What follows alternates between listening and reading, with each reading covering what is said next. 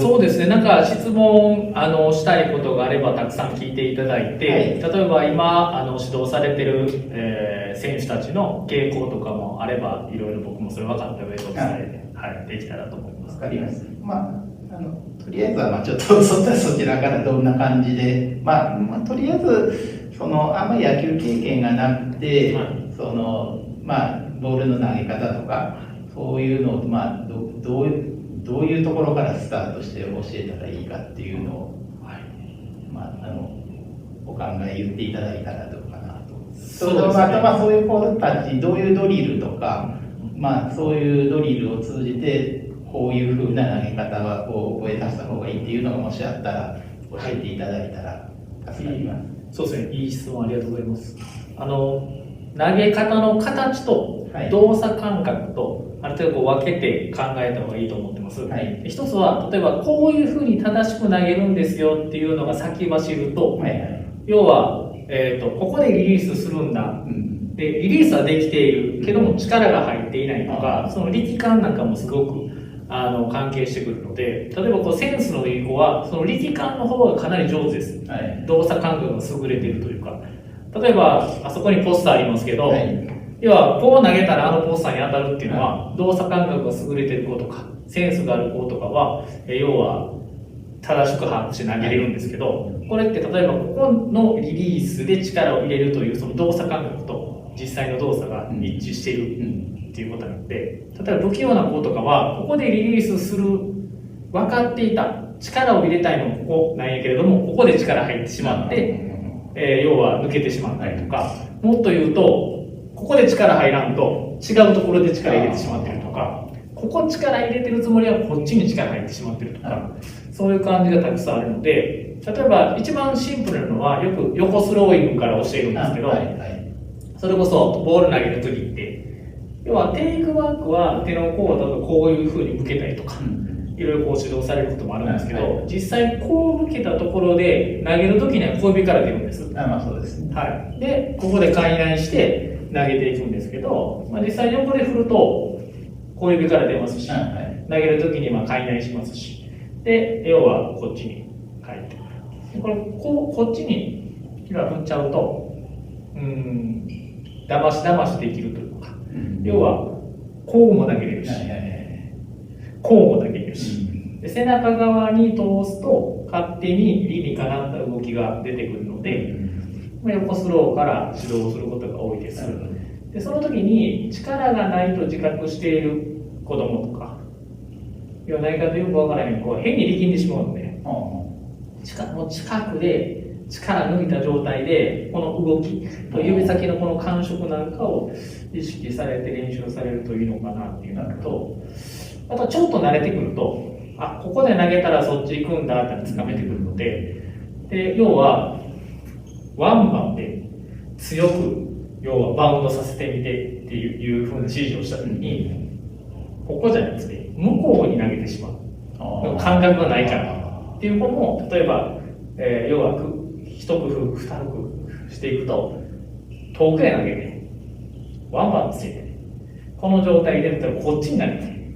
こっちに投げてとかいうふうなことを違う指示を出すと、またそれは一個一個ない感覚が自分の中で試行錯誤で作られているので、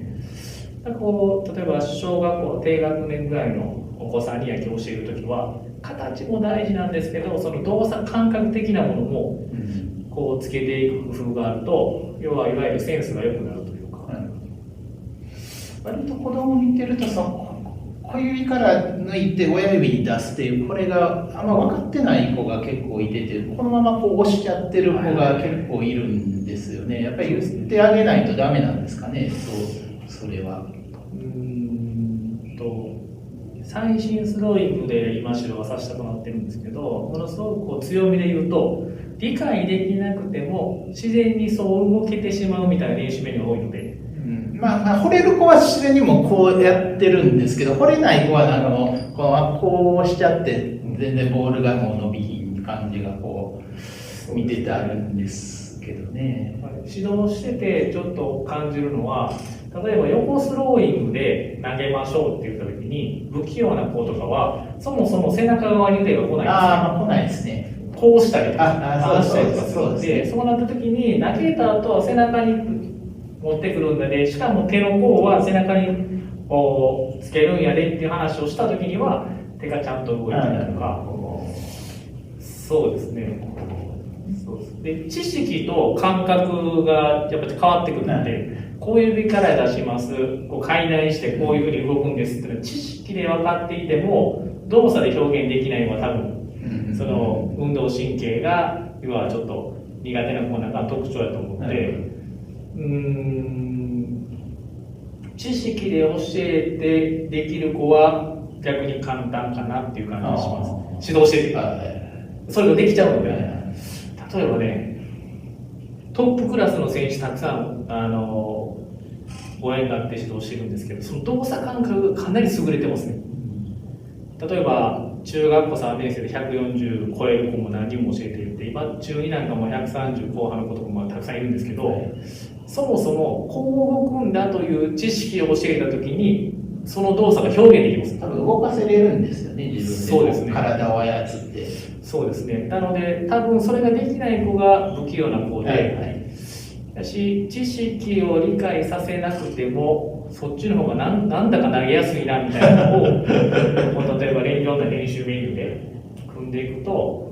いいのかな。で知識は後付けでも、なるほど。実はこうなってるんやでっていう、投げやすいけどそうなってたんやみたいなことが分かると知識と実際の感覚が出てくるのかなという感じがしてます。例えばこの動作も地面に強く叩きつけるんやでってなった時に不器用な子は要はこうなったりします。なるほど。実際の動きが変わっちゃう。でリリースだけを工夫するんやでっていうアドバイスはそういう子にまた必要やったりとか、実際この動きを絞ってここで離れたら強くいく、ここで離れたら上に行く、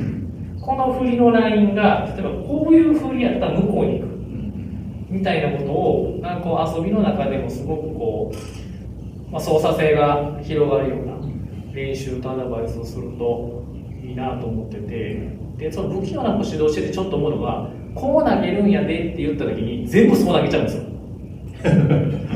例えば頭の後ろにボールをこうやって投げるんやでって言ったら、例えばとかこう取っても動きが硬いとかでも実際ね操作性の話言ったらここへ取ったやつを引いて投げたら要はここに来ますよね。放水するのないんだけど、いちいちこうして投げていちいちこうして投げてするとこれはボールを投げるということに特化したというよりかはその動きその形を重視して動いてしまうみたいな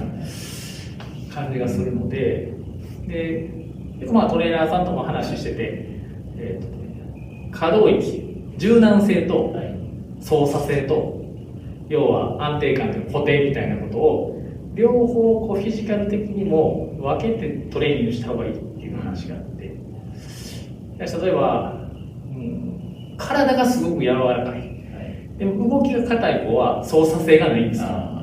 感覚の中で。とか可動域はあって要はしなやかやけど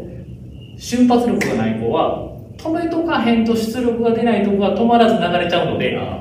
必要なところに出力が出ないみたいな。ピッチング動作で言うても例えばこう柔らかいしなやかやでも投げる瞬間っていうのは足であったり左手であったりっていうのはここが止まるから走るんですけど一緒に流れちゃってるからこう出力が出そうで出ないみたいな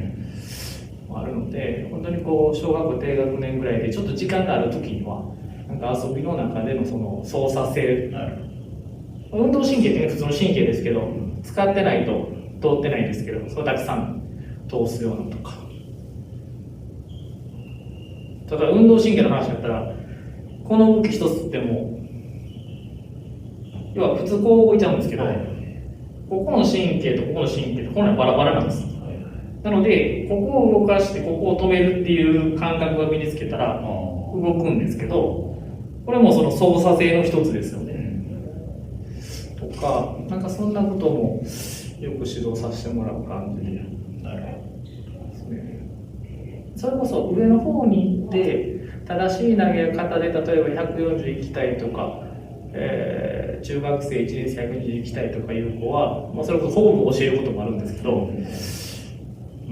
でもそもそも操作性を小さい時に高めてたら、試行錯誤する中で